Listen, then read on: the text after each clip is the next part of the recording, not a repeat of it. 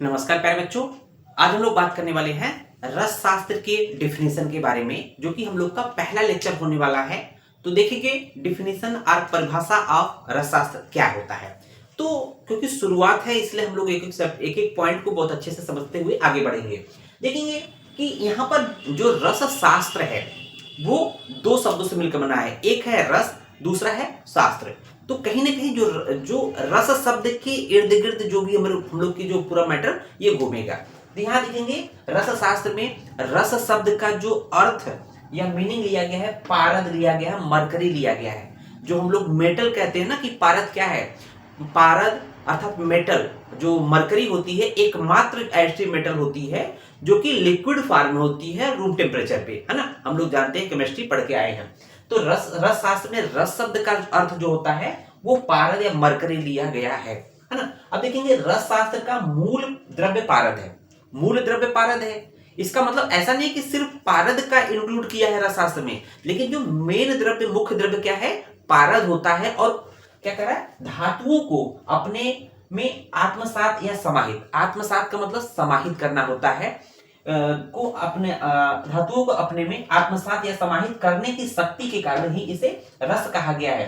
इस पारद था मरकरी को लक्ष्य करके, ध्यान से दीजिएगा, यहाँ पर इंपॉर्टेंट पॉइंट है, इस पारद या मरकरी को लक्ष्य करके जिस शास्त्र की रचना की गई है उसे रस शास्त्र कहते हैं। तो कहने का मतलब ये है कि रस शास्त्र में जो रस शब्द का जो मूल द्रव्य होता है पारद होता है। और पारद का क्या गुण होता है कि सभी धातुओं को अपने अंदर समाहित कर लेता है, आत्मसात कर लेता है।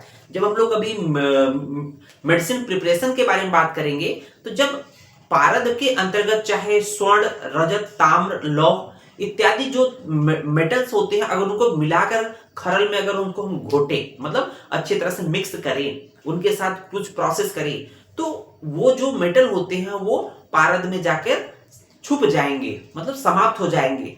इसका मतलब उसी से हम लोग के अनेक तरह की औषधि अर्थात कंपाउंड बनेंगे, जिसका उपयोग हम लोग आगे करने वाले हैं सेकेंड पेपर में। तो यहाँ देखेंगे यही इसका मतलब समझ में आ गया होगा कि जो अब देखेंगे कि यहाँ पर रस जो पारद का जो मीनिंग लिया गया है रस शास्त्र में रस शब्द से, उसके और भी अर्थ होते हैं कि पारद रस शास्त्र में रस का अर्थ पारद क्यों लिया गया है।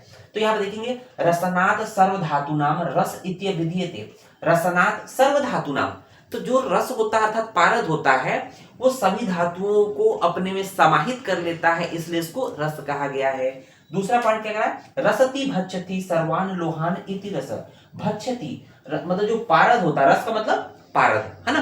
पारद जो होता है सभी लोह को, सभी धातुओं को, सभी लोह, देखेंगे दोनों पॉइंट एक ही तरफ हो गए, सभी लोह को, लोह मतलब धातु मतलब एक ही हो गया कि स्वर्ण, रजत, ताम्र इत्यादि लोह होते हैं, इनको उनको भक्षण कर लेता है, खा जाने के कारण, समाहित करने के कारण उसको रस कहते हैं। इसमें देखेंगे मम देह रसो यस्माद रसस्तेन यान उच्यते।